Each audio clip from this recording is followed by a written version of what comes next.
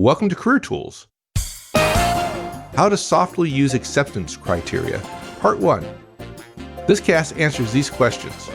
How do I make sure I deliver work assignments that meet the required standards? How do I get the information I need to get results with work assignments?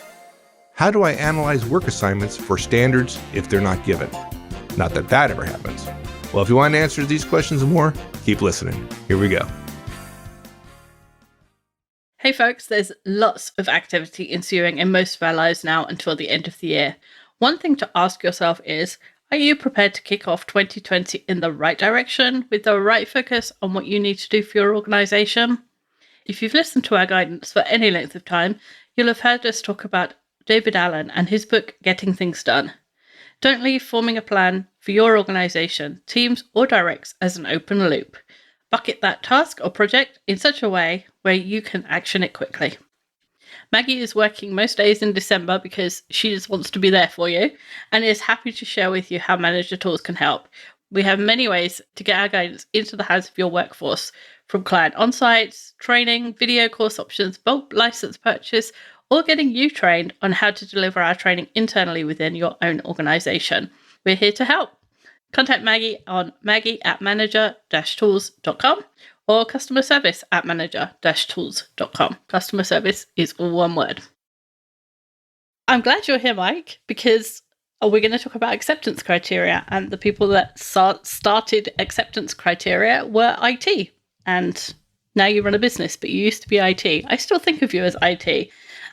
But acceptance criteria is a concept that can be used pretty much with any work assignment, any work that you're given, whether from your boss or a customer or just that you make up yourself. Any work can have acceptance criteria. And whilst the concept is a good one, it can be corrupted pretty easily and get you into trouble. Using it in a negative way will be seriously detrimental to your relationships. And if you've listened to Career Tools for more than about 5 minutes, you know that relationships are at least half of your career, results and relationships.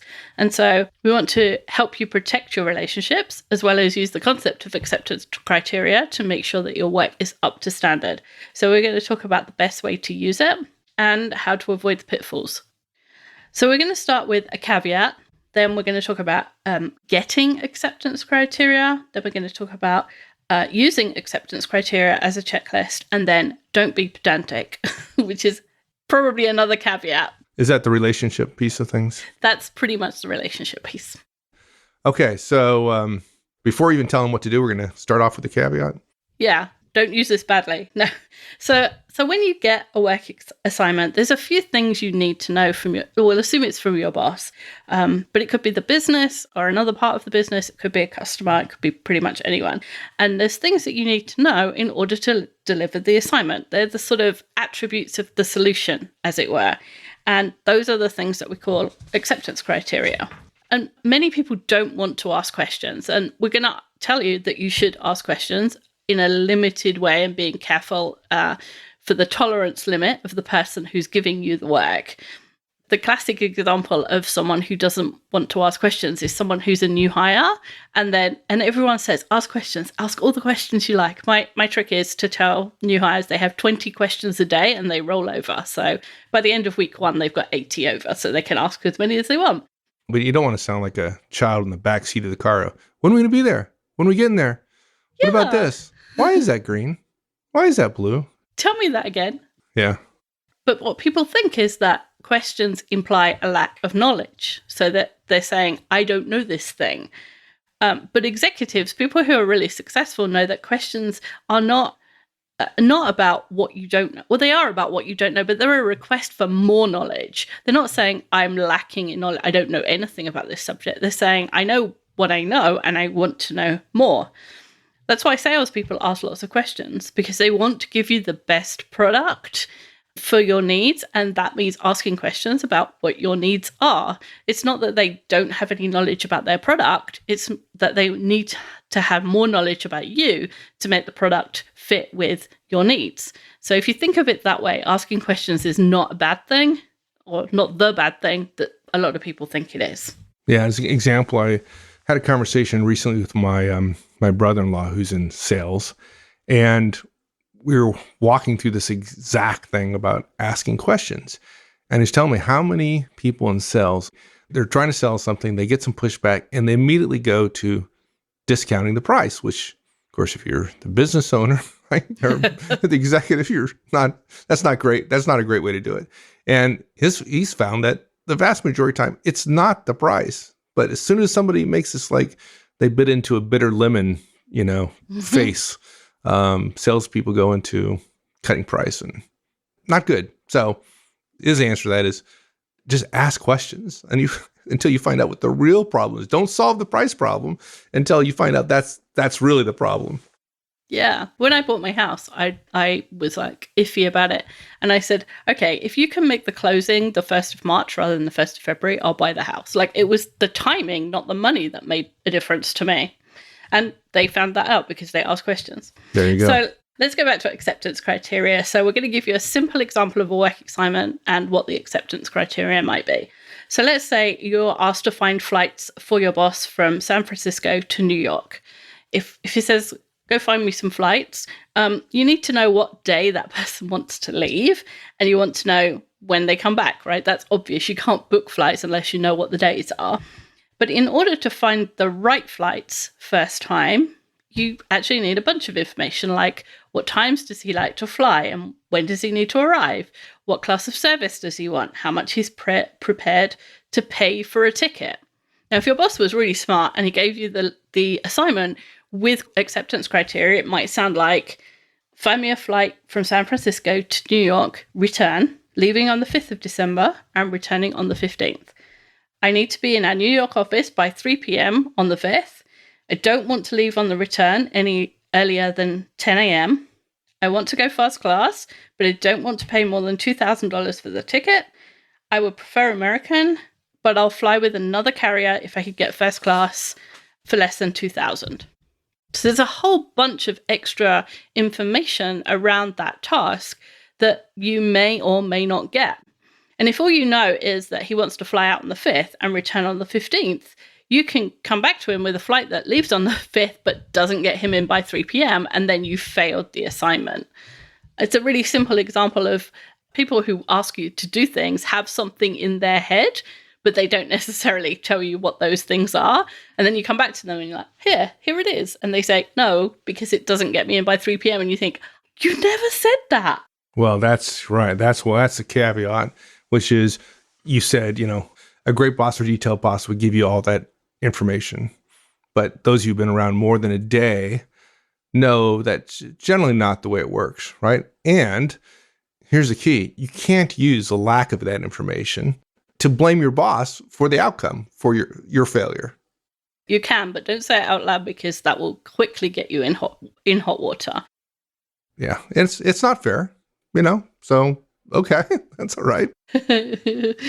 So many things aren't. It's not fair, but it's also, you'll get the answer, like, well, I wanted you to think about it, or you should have thought about that, or I don't have time to think about the details, you should have thought it through. The way I think about it sometimes is validating my assumptions, right? Mm-hmm. In order to make that return, you had to make, maybe some case you didn't even think about it, which is bad, but otherwise you have to make a bunch of assumptions. And so usually assumptions get you in trouble. At least that's been my experience. Yes, usually.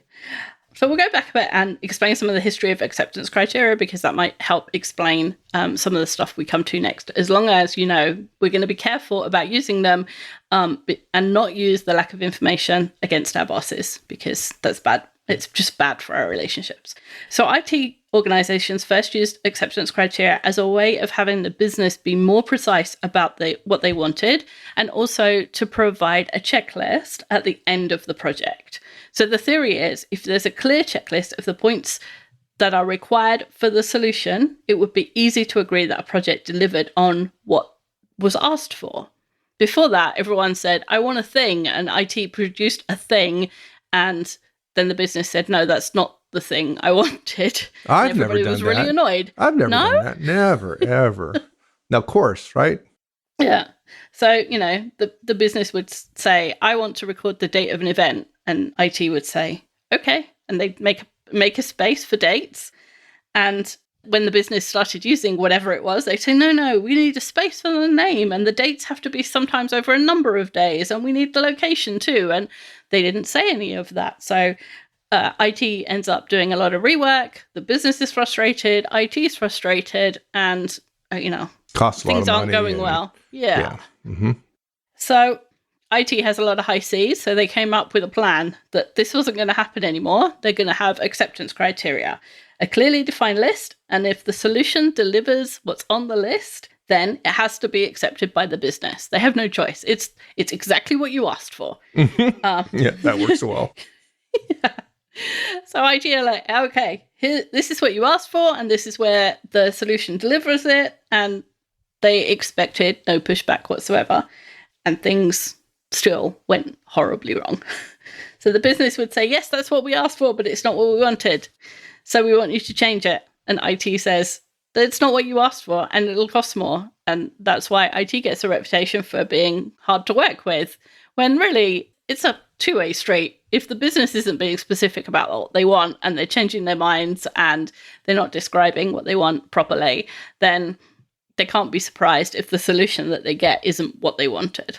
Well, yeah. And if unclear requirements we're talking about here get delivered to IT, and IT doesn't ask questions, smart questions, to try to ferret out the issues, right? Then IT can't say that they've done what they've done either. So it is a two-way street. It's a negotiation. It's a conversation. Both sides of the party are interested in discovering what is really needed by the business. So there are neither surprises on the business side or the IT side. It always surprises me, the things you guys, you and Paul and Alex come up with as questions for things that in my own head are perfectly logical or perfectly simple. Like, I want this and this to happen. And then it's, well, what in this case? And in this case? And in this case, do you want it to do this or this? I'm like, I don't know. I didn't think of any of those. Mm-hmm. But that reputation of it's not what you asked for and it will cost more and you can't have it and all that, that's why IT get a bad reputation, and you don't want that reputation with your boss or your peers or your customers. So whilst the idea of acceptance criteria, of knowing what the project needs or knowing what the assumptions are or knowing what the constraints are of the solution that you're being asked to deliver is a really good idea, it's not giving you a method of proving that your boss is stupid or stupid thinking or just, wrong. If you try and prove your boss wrong, you won't have that boss for very long because he'll fire you.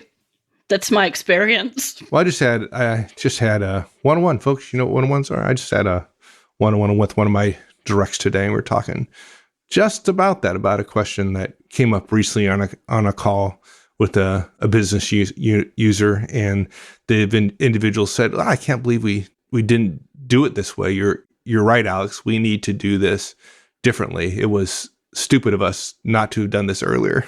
Right. When in fact, the question was asked several months ago specifically. Right? It's. And Alex is smart, so he didn't say, I asked you that. Of course not. Of course, what do you say? Well, I asked you that, boss, and you said you didn't want it. Like, no, you can't do that. So I think people on the receiving, whether it be IT or whatever, like, you want to document these things as best as possible, but documentation is never like a go-to to assess blame for a problem, right? That's the wrong way to think about it. Exactly. I always tell people that the job market is most liquid in January. So many people go back to work and think, that's it, new year, new job. What are you going to do if your direct makes that announcement on January 2nd? Certainly don't beg him or her to stay.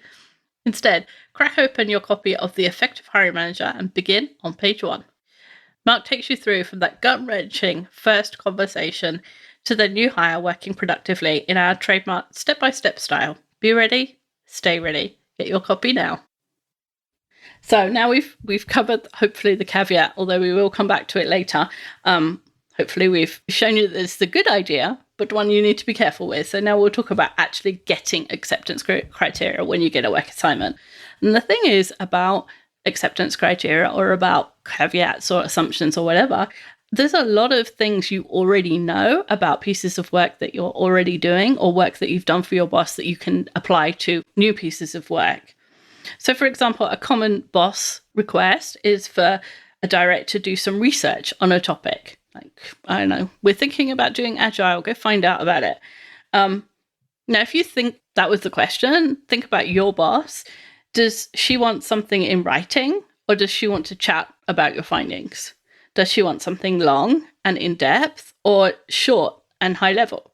Does she want something fast and dirty, or slow and precise? Does she want you to include certain sources or exclude others? Does she want something that covers the short-term future or for many years? If you think about work you've already had, you have a sense of some of those things already.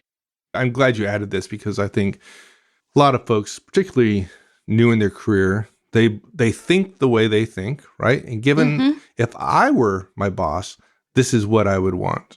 And that is a wrong question to ask because there's a high probability that your boss is not like you. She wants something different than you may want in her situation. The idea is not to think about what would my boss want if she were me. That is not the question to ask. The better question is, based upon what I know about my boss, if you don't know anything about DISC, this might be a good time to go find out about it. But even if I don't know anything about DISC, what do I know about my boss and what has she wanted in the past? And deliver that. Right. And not deliver. The other thing that we sometimes fall into is delivering what we want to deliver. I like to have a 20-page report that's really detailed. If your boss doesn't want it, you're wasting your time, even if you enjoy digging into all the details. Oh, even worse, you may make the mistake of thinking, well, of course, if I give all the detail, then she can ferret out, she can go through it and figure out what she wants and what she doesn't want. And that's not the way they think. Somebody who does not want all the detail, they look at a 20-page report and they literally want to throw up. Mm-hmm. And they don't have the patience. And your boss is probably busy. Probably busier than you are, frankly. They're busy and they don't have time to go through a 20-page report, so they don't read it. Even if what they want is somewhere buried in that needle in that pile of hay you just gave the person. Threw all over their desk. Yeah. So a lot of these questions you can answer from experience. If you think about previous work you've done for your boss, what's been the response? Have you done it right and they've said, this is awesome, I love this? Or have they said, this is too long, or this is too much, or this isn't enough? Then you know some of those things already. So when you get a new assignment, think about the 2, 3, 4 things that you need to know in order to deliver it successfully. Think about what you already know, and then think about what are the 2 or 3 things that I'm still missing, and then ask questions about those things. But before you start asking that, Mike just said very smartly, consider your boss's DISC profile. So now we're going to talk about DISC profiles. Okay, so we're going to talk about each of the 4 profiles, D, I, S, and C, right? So DISC is a model for looking at people's behavior and then being able to draw some conclusions about things that they may or may not like, the way they think, the way they behave, and the way they like work done. We've got a million podcasts about DISC if you want to go to the website. So we're just going to talk about a high D boss first, because we always go in order. And D stands for dominant, right? Dominance. Yeah. Right. So high D bosses are the really decisive ones. I'm D, that's why it goes first. No, it's not. It always goes first. D is, I'm going to take the hill and I'm taking no prisoners and just get out of my way. Yeah. For Americans, General Patton, for example. Mm-hmm. For you, Wendy, it'd probably be Margaret Thatcher, right? Yes. Yeah. A high D boss does not want to answer questions. They want you to work out how to deliver the project and then deliver it. That I'm too busy to be working out how to tell you to do your job. And if I have to tell you how to do your job, you're not going to have your job for very long. So I want you to work out how to do it. That doesn't mean that you can't ask questions, but the questions you ask have to be short and they have to be on point. So, for example, Mark sometimes asks me to create a FedEx label for packages that he wants to send from his house. And my questions are light or heavy, fast or slow. That's it. Because Mark's DI, so mostly he's D when he's working. He just wants the label. And I need a little bit to know, what to guess on the FedEx thing. I need to know where it's going, and I need to know roughly how heavy it is and how quickly he needs it to get somewhere. But he won't answer a whole bunch of questions. So I have narrowed it down to light or heavy, fast or slow. And, it would be better if I had all the details. The label would be more accurate. But when FedEx come, they correct it all for you. If it doesn't weigh what you said it weighed, they correct it. If it won't go whatever service you picked, they call you and tell you you made a mistake. So the risk is low of me getting it wrong. So I get enough and deal with consequences if it isn't right. It's not ideal, but it's not necessary to be perfect in this case. Okay. So if you have a high D boss, yes, no questions are really helpful because they don't mind yes, no, because it's only one word. Or choose from this list of 3 sometimes works. It's better than open-ended questions. So do you want it to arrive today, Friday, or next Monday? Mark wanted me to order him a computer last week, and I said, do you want the Honda, the BMW, or the Ferrari? Because I could guess from there what spec to buy the computer. And he got the He got the BMW. The BMW, not the Ferrari, though. Okay, good. No. Good. No. Nice. I like that. Yeah. So, for example, if you can also list your assumptions. Instead of asking questions, you can just get them to confirm that your assumptions are right. So, for example, if your high D boss gives you a research assignment, instead of asking questions, you can say, I'll get that done. I'm assuming you want no more than a couple of pages, bullet points, and I should use Legal Software Daily as my primary reference. And that way, it's a yes-no question, or they are yes-no questions. It's actually 3 questions in one, to which they can just say yes. And it gives you the constraints without asking a bunch of detailed questions like Mike did at the beginning of this. Is it red? Is it blue? Is it green? Right. There's a little trick to asking 3 questions in one, makes 3 questions 1 question, and turns it into a simple yes or no, which really helps with high Ds. And what if the high D doesn't answer your questions or doesn't give you the information you need? What do you do then? So the good thing about high Ds is they're usually aware of the fact that they don't give people enough information. So you can make your best guess, and when they come back to you, if you give it to someone and they say, that wasn't what I wanted this, but I didn't tell you that, then they're usually okay about you getting it wrong as long as you've done it. And B, you can use that information for next time and get it right next time. So every time you do a piece of work, you're building up your ideas of what these acceptance criteria are for this particular person. And every time you do that, you have to ask less and less questions. Yeah. And I think you said, Wendy, that they're comfortable with you making mistakes. Yes, my experience is that they are comfortable with you making mistakes, but they want you to make them quickly. Yes, exactly. We'll talk about high Cs in a little bit, the detail-oriented, dot the I's, cross the T's type of person.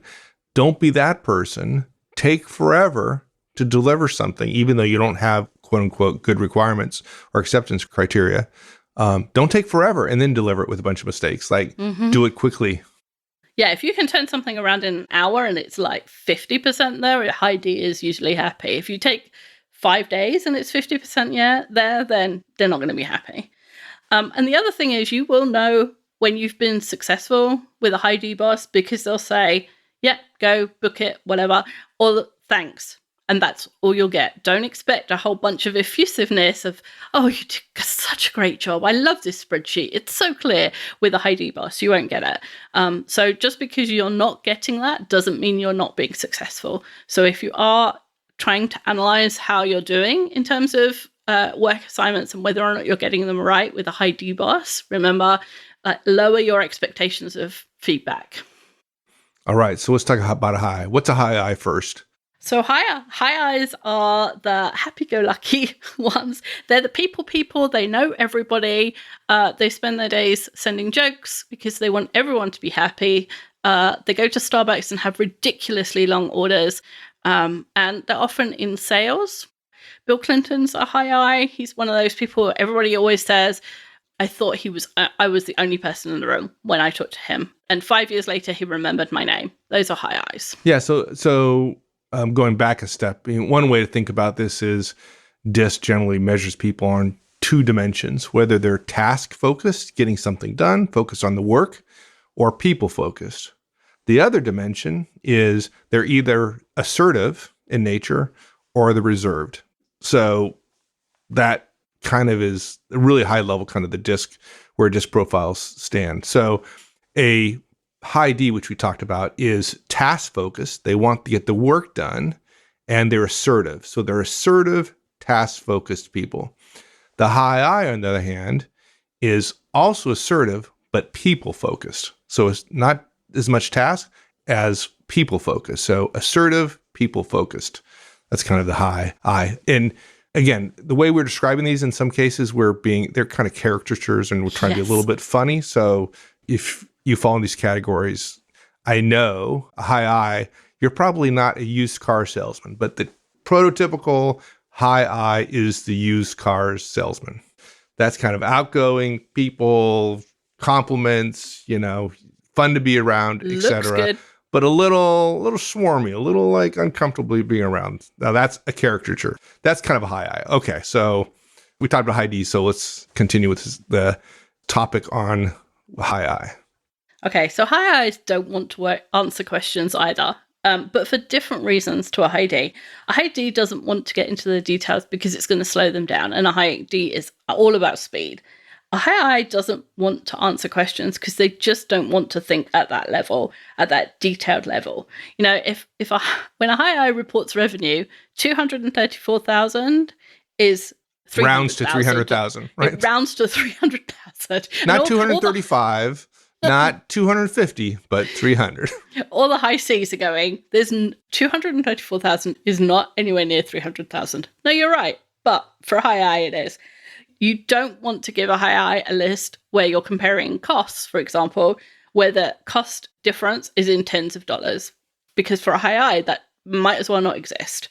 So the short yes-no questions work again with high I's because they're willing to go that far. Choose from 3 works with them as well. I think of them as having fairly strong preferences, but I guess all of the profiles do really. So that trick of do you want the Honda, the BMW, or the Ferrari? That will work with a high I, especially because they tend to like cars. And you'll know when you're getting it right with a high I boss because they will be excited about what you gave them.